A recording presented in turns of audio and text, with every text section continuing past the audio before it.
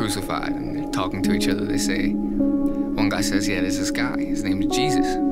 This dude was claiming to be the King of Kings. It was hysterical. He hung out with bums and, you know, hookers and the low lives. He was claiming to be a King of Kings, a Lord of Lords. He's saying he's gonna bring down this temple. This guy was making no sense. I mean, he was so not a king. His friend says, I agree. He makes a joke. If he didn't die yesterday, he probably would have gave Caesar a run for his money. Everybody's laughing, they're punching each other. I guess we'll never know.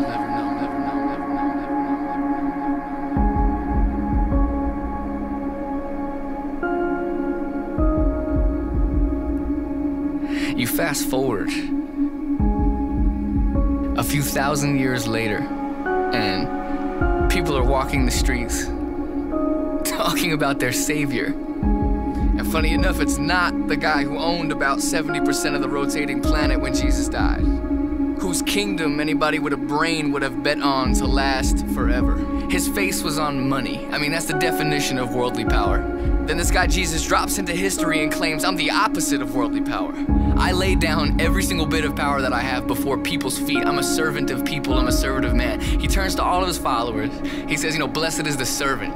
You know, in your weakness, that's when I become strong, that's when I become strong. He made himself so incredibly weak, so opposite of Caesar, so opposite what the world saw as power. And thousands of years later, this guy Caesar ends up being a page in a book. He's a page in a book, in a history book, that people will learn for about 15 minutes.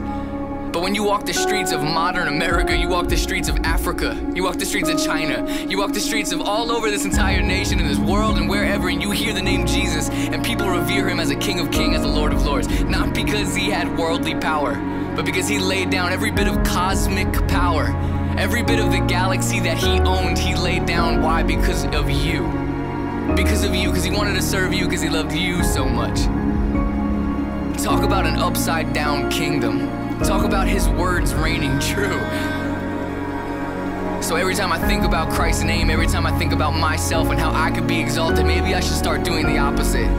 Maybe that's how God's gonna lift me up. That's how God's gonna choose me. Maybe I could be a servant.